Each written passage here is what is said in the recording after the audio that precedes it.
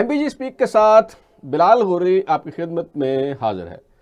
ہری چند اختر کی ایک بڑی مشہور غزل ہے، کہا چین کو جائیں، کہا تم چین کو جاؤ، کہا جاپان کا ڈر ہے، کہا جاپان تو ہوگا، کہا کابل چلے جائیں، کہا کابل چلے جاؤ، کہا افغان کا ڈر ہے، کہا افغان تو ہوگا، کہا ہم اونٹ پر بیٹھیں، کہا تم اونٹ پر بیٹھو، کہا کوہان کا ڈر ہے، کہا کوہان تو ہوگا۔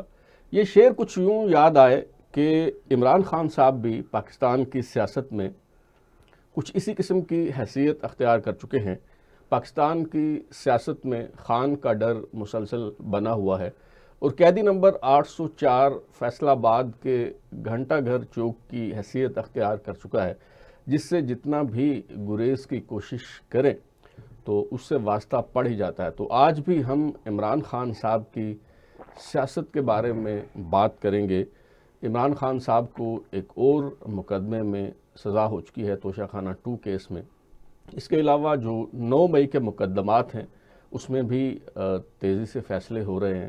کچھ 7 مقدمات ہیں جن کے حوالے سے انسداد دہشت گردی عدالت لاہور نے فیصلہ سنایا ہے، اور اس میں تحریک انصاف کے کچھ رہنما جس میں میاں محمود الرشید ہیں، ڈاکٹر یاسمین راشد صاحبہ ہیں، سابق گورنر پنجاب عمر سرفراز چیمہ ہیں، اعجاز چوری صاحب ہیں، ان کو ان تمام مقدمات میں 10 سال قید کی سزا سنائی گئی ہے۔ اور تحریک انصاف کے وائس چیئرمین جناب شاہ محمود قریشی صاحب اکلوتے رہنما ہیں جو ان تمام مقدمات میں باعزت بری ہوئے ہیں۔ تو اس سے یہ تاثر بن رہا ہے کہ شاید مائنس عمران خان فارمولے کے تحت عمران خان کو پیچھے چھوڑ کے تحریک انصاف آگے جانے کا منصوبہ بنا رہی ہے، اور شاہ محمود قریشی صاحب جو ہیں وہ اب باہر آ کے تحریک انصاف کو لیڈ کریں گے۔ تو اس معاملے میں کتنی جو ہے وہ صداقت ہے، اور عمران خان صاحب کی طرف سے جو کہا گیا ہے، آج ہی ان کی ایک ٹویٹ آئی ہے کہ حقیقی آزادی کی جدوجہد میں انہوں نے کہا ہے کہ میں شہادت کے لیے بھی تیار ہوں۔ تو کیا وہ واقعی اس حد تک جانے کو تیار ہیں؟ اور تحریک انصاف نے یہ جو اسٹریٹ موومنٹ شروع کرنے کا اعلان کیا ہے، یہ کیا معاملہ ہے، کیا ماجرا ہے؟ کیا تحریک انصاف کوئی بھرپور مزاحمتی تحریک چلانے کی پوزیشن میں ہے؟ اس حوالے سے بات کرنے کے لیے آج میں نے زحمت دی ہے۔ ہمارے ساتھ اسٹوڈیو میں موجود ہیں جناب طاہر نعیم ملک صاحب، معروف تجزیہ نگار، مصنف ہیں، اور ان کے ساتھ تشریف رکھتے ہیں محسن رضا خان، سینئر صحافی، کسی تعارف کے محتاج نہیں ہیں۔ تو محسن صاحب کچھ رہنمائی فرمائیے، آپ نے بہت سی تحریکیں دیکھی ہیں اپوزیشن کی، اور بہت سے رہنماؤں کو قید ہوتے اور پھر ڈیل کے تحت باہر جاتے بھی دیکھا۔ تو یہ جو عمران خان صاحب کا معاملہ ہے، یہ اونٹ کس کروٹ بیٹھتا آپ کو نظر آ رہا ہے؟ اس کا حل کوئی نظر آ رہا ہے آپ کو؟ دیکھیں، اس وقت تو آگے کچھ سجیشن نہیں دے رہا تحریک انصاف کو، اور وہ بھی اندھیرے میں ٹامکٹوئیاں مار رہی ہے۔ اسٹریٹ پاور ان کے پاس بالکل نہیں ہے۔ یہ بات درست ہے کہ تحریک انصاف سے صرف پاکستان کی سب سے بڑی سیاسی جماعت ہے، جی، اور لوگوں کی بڑی بڑی تعداد میں ہمدردیاں اس کے ساتھ مقبولیت کے اعتبار سے، جی۔ لیکن اسٹریٹ پاور جیسی کوئی چیز ان کے پاس نہیں ہے۔ آپ نے دیکھا ہوگا کہ پچھلے سال بھی 26 نومبر کو اسلام آباد آئے تھے، جی، تو وہ کچھ لوگ دے کے آئے جو کہ مسلح بھی تھے کچھ، اور کچھ غیر مسلح تھے، جی، لیکن وہ بھی تعداد جس طرح پی ٹی آئی کی مقبولیت ہے اس طرح اس کی تعداد بالکل نہیں تھی۔ تو اس کا ہم نے دیکھا کہ کیا انجام ہوا اس 26 نومبر کا۔ جی، اور ٹھیک ہے، پی ٹی آئی ہر واقعے کے بعد ایک بیانیہ بنانے کا کام کر لیتی ہے اور بیانیہ بھی بنا لیتی ہے، جی، لیکن ہم نے دیکھنا یہ ہے کہ جس کام کے لیے وہ تحریک چلا رہے ہیں یا جس کے لیے وہ دھرنا دیتے ہیں، کیا اس میں بھی کوئی انہیں کامیابی ملتی ہے؟ اب ہم دیکھتے ہیں کہ پی ٹی آئی کی گزشتہ 1.5-2 سال سے جو مہم تھی وہ عمران خان کو چھڑوانے کے لیے تھی، ساری تگ و تاز کا دار و مدار یہی ہے تھا۔ لیکن جب علی امین گڈھا پور کو ہٹایا اور شیل افریدی کو لے کے آئے جو کہ ان کے خیال میں ایک زیادہ سخت موقف اختیار کرتے ہیں. تو اس کے بعد یہ جو تحریک تھی وہ عمران خان سے ملاقات پہ ان کا ریورس گیئر لگ گیا، ریورس لگ گیا. رہائی کی بات تو بات بھی چلی جی اور ایشو یہ ہو گیا کہ عمران سے ملاقات کا موقع نہیں ملتا اور اس کے پر تو میں سمجھتا ہوں کہ پی ٹی آئی کے پاس سے ایک تو یہ ہے کہ بہت بڑی تعداد میں لوگ ہیں جو اس کو سپورٹ کرتے ہیں، لیکن ان کے اندر کوئی آپس میں تحریک نام کی کوئی چیز نہیں ہے. صحیح. تحریک انصاف میں ایک بڑی خوبی یہی ہے کہ نہ اس میں انصاف ہے نہ تحریک ہے، اس میں صرف عمران خان ہے. صحیح. اور عمران خان کی ذات پہ لوگ اکٹھے ہیں اور عمران خان کی ذات سے جب بات آگے نکلتی ہے تو ہم دیکھتے ہیں کہ کچھ نظر نہیں آتا، کچھ نظر نہیں آتا. اب انہوں نے عمران خان نے ایک طرف تو قیادت جو ہے وہ محمود خان اجزیائی اور راجہ ناصر محمود کے حوالے کی تھی اور وہی تحریک چلانے کے لیے انہیں کہا تھا. لیکن اب یہ نئی بات آ گئی ہے کہ انہوں نے شہید افریدی کو بھی متحرک کر دیا ہے اور ان کا کوئی زیادہ اعتماد نہیں رہا اس پہ، بظاہر تو یہ لگتا ہے. تو اصل میں عمران خان کو بھی یہ فیصلہ کرنا ہوگا کہ ایک بات پہ وہ کتنی دیر قائم رہتے ہیں اور اس کو کامیاب یا ناکام ہونے کے کو انتظار کرنا چاہیے انہیں. وہ ایک فیصلہ کرتے ہیں، اس کے بعد دوسرا کر دیتے ہیں، اس کے بعد تیسرا کر دیتے ہیں. پھر ابھی ایک فیکٹر آ گیا ہے ان کی بہنوں کا، ایک فیکٹر ہے ان کی بیوی کا جو کہ زیادہ مؤثر فیکٹر ہے. تو ہم دیکھتے ہیں کہ پارٹی کہتی تو ہے کہ اس میں موجودیت نہیں ہے اور ٹھیک ہے کہ وہ عمران خان نے پارٹی شروع کی تھی تو، لیکن ان کی بہنیں جو ہیں وہ بھی شامل ہو گئی ہیں، وہ فیصلے کرتی ہیں. لوگ اس سے بہت پریشان ہیں اور ان کی بیوی علیحدہ فیصلے کرتی ہیں جو کہ ان کی بیوی کے فیصلے بھی عمران خان کے فیصلے ہی ہوتے ہیں، لیکن ان کی بہنوں کے فیصلے جو ہیں عمران خان کے فیصلے نہیں ہوتے. اور اس وجہ سے پارٹی جو ہے شدید الجھن کا شکار ہے کہ وہ کس کی بات مانے اور کس کی نہ مانے. درست فرمایا آپ نے. موروثیت ایک الگ انداز میں یہاں ہمیں نظر آتی ہے.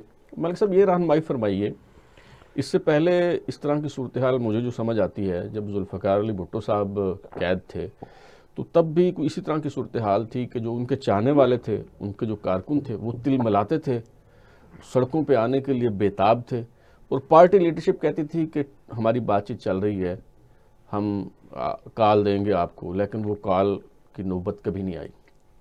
یہاں بھی جو تحریک انصاف کی لیڈرشپ ہے کیا اسی قسم کے تذبذب کا شکار آپ کو نظر آتی ہے؟ ایک تو یہ ہمارے سیاسی کلچر کا حصہ ہے کہ جتنی بھی سیاسی جماعتیں ہیں جب ان پہ افتاد پڑتی ہے اس سے قبل ان کا جو گراس روٹ لیول پہ آرگنائزیشن ہے جس کی جانب محسن رضا صاحب اشارہ کر رہے ہیں کہ تحریک چلانے کی کیپیسٹی سیاسی حکمت عملی، سیاسی فہم و فراست اور تدبر کے ساتھ تشکیل دینے کی جو کیپیسٹی ہے وہ ساری جماعتوں میں بڑی کم ہے. لیکن یہاں معاملہ کچھ یہ ہے کیونکہ یہ ایک کلٹ فالوئنگ ہے اور جیسے کہ محسن صاحب کہہ رہے تھے کہ فرد واحد کے گرد سب گھومتا ہے تو اس میں پھر ایک سیاسی ادارے کے طور پہ ایک سیاسی جماعت سامنے آتی نہیں. جہاں تک بھٹو صاحب کی آپ نے بات کی وہ بھی اس زوم میں تھے کہ میں بہت مقبول ہوں اور جب مارشل لا لگا تو ان کی جو کچن کیبنٹ کے اراکین تھے کوثر نیازی سے لے کے حفیظ پیرزادہ اور کھار صاحب پہلے ہی ناراض تھے، انہوں نے رائے جدا کر لی.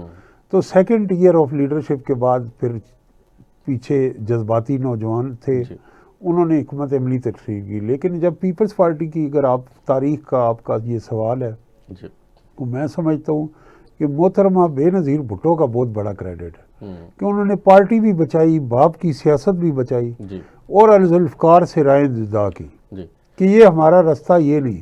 اب تحریک انصاف کو بھی یہ چاہیے کہ کیا انہوں نے یہ طے کرنا ہے کہ وہ ایک انقلابی پارٹی ہے، انقلابی پارٹی یہ ہوتی ہے کہ اس نے اسٹیٹ کو کیپچر کرنا ہوتا ہے، سب کچھ داؤ پہ لگا دینا ہے، پارٹی بھی اداروں سے ٹکراؤ ہوتی ہے، جنگ ہوتا ہے اور دنیا میں اب جب انقلاب ناکام ہو جائے تو بغاوت کہلاتی ہے. دنیا کے بہت سارے ملکوں میں لیکن یہ نہیں ہوتا کہ آپ کی اچانک آپ مقتدرہ کے تعاون سے آئے، جی اچانک آپ کی ان سے اختلافات ہوئے اور آپ انقلابی پارٹی بن گئے. صحیح. تو اس وقت اگر تحریک چلے یا نہ چلے، دونوں چیزوں میں ملک متحمل ہے. عمران خان صاحب کو بھی لچک کا مظاہرہ کرنا چاہیے. میں سمجھتا ہوں کہ خواجہ سعد رفیق نے جو گفتگو کی ہے کل لاہور میں، وہ ایک سیاسی ورکر کی اور ایک سیاسی رہنما کی کرو. اس کے اندر انہوں نے عمران خان صاحب کو بھی کہا ہے کہ آپ یہ کریں، اور میاں نواز شریف اور آصف علی زرداری کو بھی یہ کہا. اب یہ جو ایک تاثر ہے کہ یہ اس کے اندر سیاستدانوں کو رول پلے کرنا چاہیے. اس وقت اکانومی ہے اور چیلنجز ہیں، جنگ سے ہم نکلے ہیں، تو ہمارا جو ڈومیسٹک فرنٹ ہے اس کے اندر جو محاذرائی ہے اور کشیدگی ہے، یہ ملک کے لیے اچھا نہیں. نیا سال شروع ہونے کو ہے، اس سال کے اندر تمام فریق جو ہے انہیں سیکھ کے تدبر اور فہم و فراست سے آگے بڑھنا چاہیے. صحیح. محسن صاحب یہ بتائیے گا، ایک تجویز یہ بھی سننے میں آ رہی ہے کہ عمران خان صاحب کو ابھی چونکہ مقدمات کی سماعت چل رہی ہے تو انہیں کسی اور جگہ منتقل نہیں کیا جا سکتا تھا، تو یہ مقدمات مکمل ہو جائیں، سماعت ختم ہو جائے تو پھر انہیں مچ جیل بھیج دیا جائے، یا یہ بات ہو رہی ہے کہ ساہیوال کی جو ہائی سیکیورٹی پریزن ہے وہاں بھیج دیا جائے، اور وہاں پہ جیمرز لگے ہوئے ہیں، کوئی 2 کلومیٹرز تک موبائل نیٹ ورک کام نہیں کرتا، انٹرنیٹ نہیں چلتا، تو وہاں جا کے عمران خان کی بہنیں اگر جا کے دھرنا بھی دے دیتی ہیں، کچھ 4 لوگ بیٹھ بھی جاتے ہیں، تو نہ وہاں انٹرنیٹ ہوگا، جنگل میں مور ناچا کس نے دیکھا، تو عمران خان صاحب جو ہیں وہ پس منظر میں چلے جائیں گے. تو کیا آپ کو نظر آتی ہے یہ تجویز جو ہے یہ وائبل ہے؟ دیکھیں، ایسی بہت ساری تجویز ہیں. عمران خان کو جیل میں ڈال دیا، انہیں یہ سزائیں دے دیں، تب بھی آپ عمران خان کا جو جادو تھا وہ ختم نہیں کر سکے، اور وہ روز بروز بڑھتا جا رہا ہے. اور اس میں اس کے ایک وجہ یہ بھی ہے کہ مجدد حکومت جو ہے اس کو ہم دیکھتے ہیں کہ یہ اس کو تقریباً 4 سال ہو گئے ہیں، اور تو کیئر ٹیکر گورنمنٹ بھی انہی کے بچوں کی تھی، تو یوں کہیے عمران خان کی حکومت ختم ہوئے 4 سال ہو گئے. تو عوام کو ریلیف کو نہیں ملا. عوام جو ہے وہ دن بہ دن مہنگائی اور بے روزگاری اور لا قانونیت کے جیسے مسائل کا شکار ہیں. حکمران روزانہ ٹی وی پہ کہتے ہیں کہ معیشت ایسی ہو گئی ہے، ملک کو ڈیفالٹ سے نکال دی ہے، زر مواد خیر دیتے ہوں گے، لیکن ہم دیکھتے ہیں کہ گراؤنڈ ریالٹیز جو ہیں وہ مختلف ہیں اور لوگ پریشان ہیں. جب تک لوگوں کی پریشانی ختم نہیں ہوگی، لوگ سمجھتے ہیں کہ عمران خان کے جانے کے بعد مسائل میں اضافہ ہوئے، تو وہ تو کم نہیں ہوئے، لوگوں کے مسائل میں کمی کو نہیں آئی. اب آپ یہ دیکھیں کہ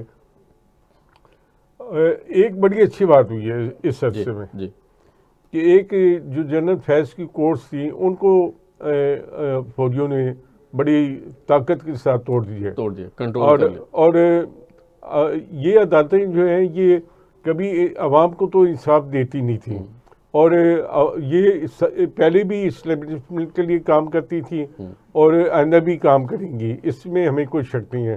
لیکن انہوں نے درمیان میں جس طرح جنرل فیض کے اشاروں پہ ایک ملک پہ حجاب پیدا کیا تھا، ایک اس کا خاتمہ ہوا ہے. اب آپ دیکھیں کہ پنجاب میں ایک بڑا اچھا قانون تھا کہ جو لوگوں نے قبضے کیے ہوئے ہیں زمینوں پہ وہ ختم کروا دی تھی حکومت، تو آج پنجاب کی چیف جسٹس نے وہ روک دیا کام، اور وہ سارے قبضے واپس کر رہے تھے وہ پھر قابضین کے حوالے کر دیے ہیں. اور انہوں نے کہا ہے کہ ایسا لگتا ہے کہ پنجاب حکومت مارشل لا لگانا چاہتی ہے.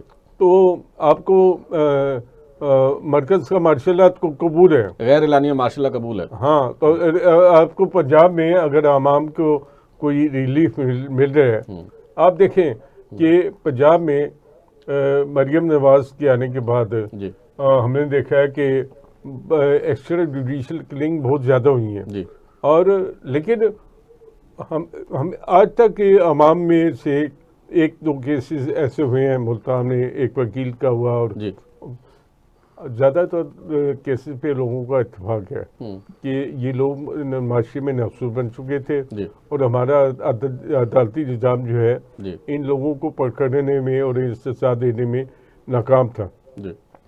اب عدالتیں جو ہیں وہ ایک طرف وہ کام نہیں کرنے دیتی تھی حکومتوں کو، اب دوبارہ یہ کام شروع ہو گیا ہے. تو میں سمجھتا ہوں کہ یہ ایک اس کا بھی علاج ہونا چاہیے اور طے ہو جانا چاہیے. چلیں آپ نے یہ پنجاب حکومت کا آرڈیننس ختم کر دیا تو اب عدالتوں کو پابند کریں نا کہ وہ سال میں 6 مہینے میں کیسز کا فیصلہ کریں. آپ فیصلہ بھی نہیں کرتے کہ فیصلے 30 سے 40 سال تک لمبے ہوتے جاتے ہیں. تو میں کہتا ہوں کہ chief justice Lahore high court کو اپنے فیصلے پہ غور کرنا چاہیے اور انہیں دیکھنا چاہیے اگر انہوں نے یہ فیصلہ لیا ہے تو وہ اس کے بعد میں ایس او پی بنائیں کہ ایسے کیسز جو ہیں ان کے فیصلے اتنے ٹائم پیریڈ میں اس کو فیصلہ ہوگا. یہاں پہ ایک مختصر وقفہ لینا ہے، بڑی اہم گفتگو ہو رہی ہے. وقفے کے بعد دوبارہ گفتگو کا سلسلہ یہیں سے جوڑیں گے.